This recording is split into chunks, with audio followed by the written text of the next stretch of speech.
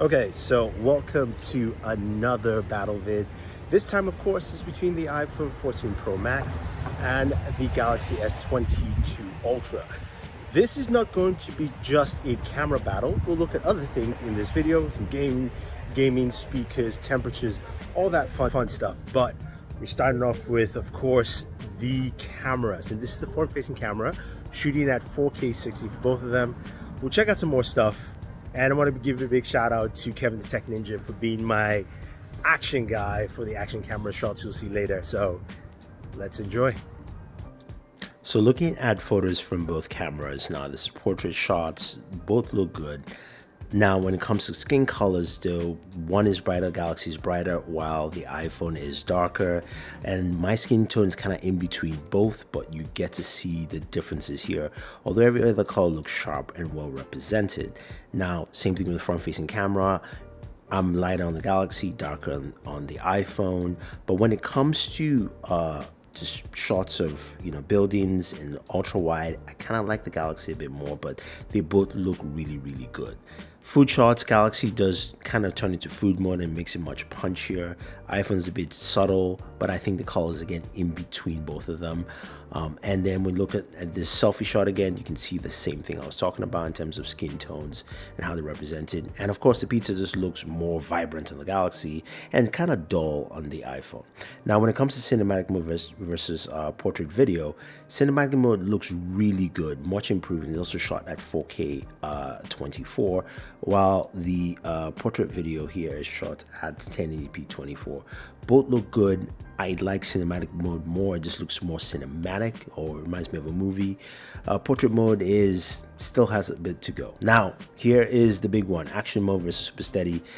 Action mode is just better, 2.8K, 1080p, less shakiness overall, and much clearer image. You can see how steady it is on the iPhone 14 Pro Max over the S22 Ultra. Now the S22 Ultra doesn't lose all the video categories. It does have 8K video, which is what I captured here watching this kid's soccer game in my neighborhood, but you can crop in and it can still be solid. 8K 24 frames per second, very nice if you want to capture something that of higher resolution. Night mode video for camera, both of them are kind of hard low light setting.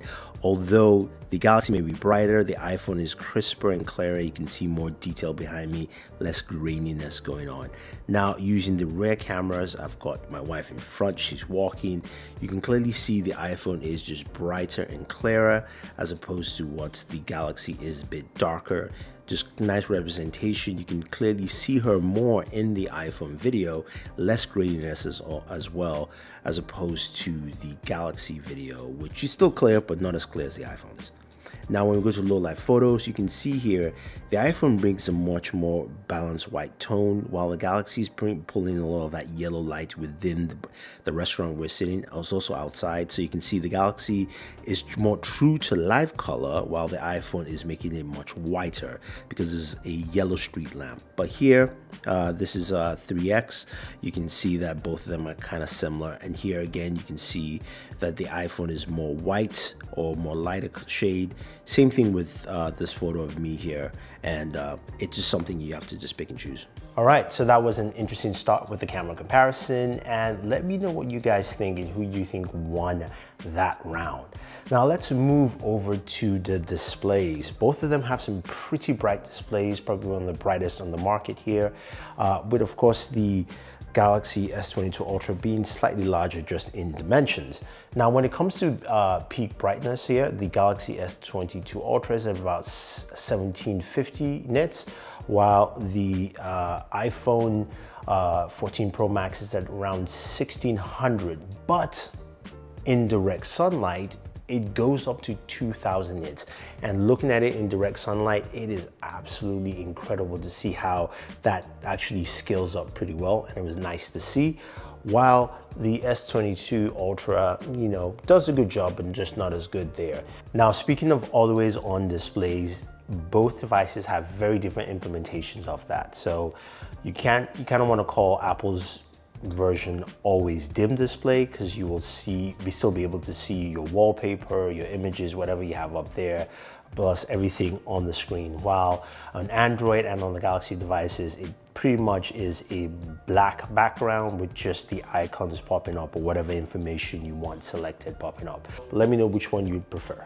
Now let's go ahead and talk about benchmarks. This one is quite interesting. Now, the Apple A series chipsets have always been very good at setting some very incredible benchmarks overall, and it continues here with the A16 Bionic. Let's see what we have from Geek Benchmarks. Now, from Geekbench, right, we're looking at the single core scores. It is 1,861 for the iPhone 13 Pro Max, while it's 1,216 for the S22 Ultra. Now, when it comes to multi-score, you see a much bigger gap with 5,401 for the iPhone, and then we have 3,429 for the Galaxy S22 Ultra. So a much bigger score. Now, some of you are looking and going, well, that is from February 10th, 2022. Well, I ran more recent benchmark numbers. It was actually lower for the Galaxy at 905 and 2,939 for multi-score. So not really great.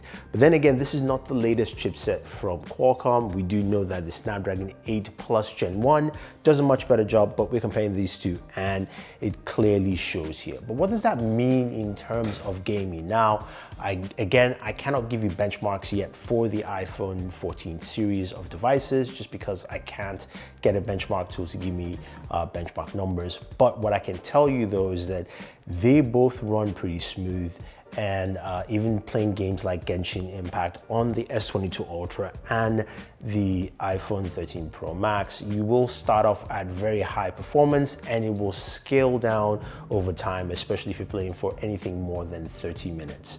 But that's just been there.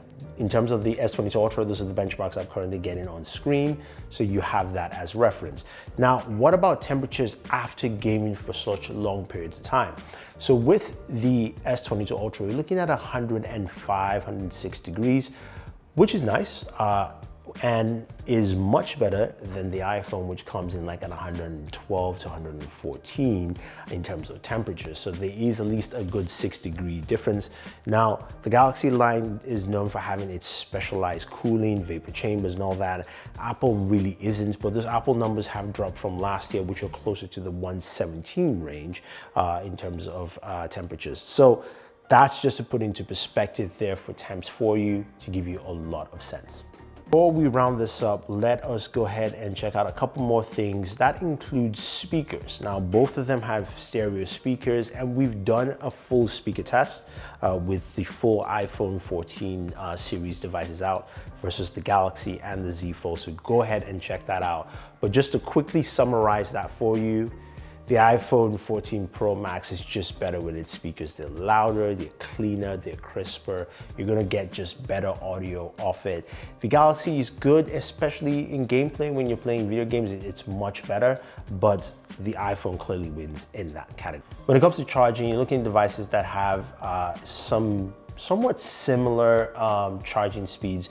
The iPhone 14 Pro Max does 27 watts. The Galaxy can do up to 45 watts, but you do have to get specialized chargers. Samsung chargers just don't hit the mark there. But in terms of charging speeds, they are not the fastest on the market. So you're not going to get any speeds close to, say, the OnePlus or even devices from Xiaomi or other Chinese manufacturers. But you're also not going to be getting a charger in the box, so definitely go ahead and pick one up because you're going to need it for both devices.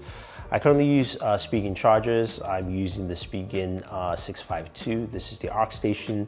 It's great because it does 65 watts, so you should cover both devices for me quite effectively. What features set these two devices apart? Well, with the Galaxy S22 Ultra, you have the S Pen, and that is something that has carried over from the Galaxy Note series, has a lot of built-in functionality that does some really cool new stuff. While with the iPhone 14 Pro Max, you do have dynamic island, which is something new and different in terms of using notifications, as well as also what I tend to call a design defect to an advantage. Having that notch be something more reactive, proactive, and functioning really well for all your notifications is a really cool thing overall. So the question now remains, who won this battle vid? And I think it's actually pretty clear. I think especially looking at what we got from the cameras, from both devices, and also even including the speakers as well, I think the iPhone 14 Pro Max has taken the crown. Even though I do prefer the Galaxy S22 Ultra, I will say the iPhone is feeling just more robust in terms of camera quality, also in terms of just general functionality as well, and longer battery life in terms of what the iPhone brings to the table. So let me know what you think. Do you think Galaxy actually won this round, or do you think it's actually the iPhone? Leave your thoughts down below. And if you want to check out more videos about the iPhone 14 Pro Max, we do have a gaming video up, so go check that out. We also have a speaker test as well. And if you just bought one, we'll show you how to set up your eSIM on this device. So this is Thunder E saying thank you, and always enjoy your entertainment.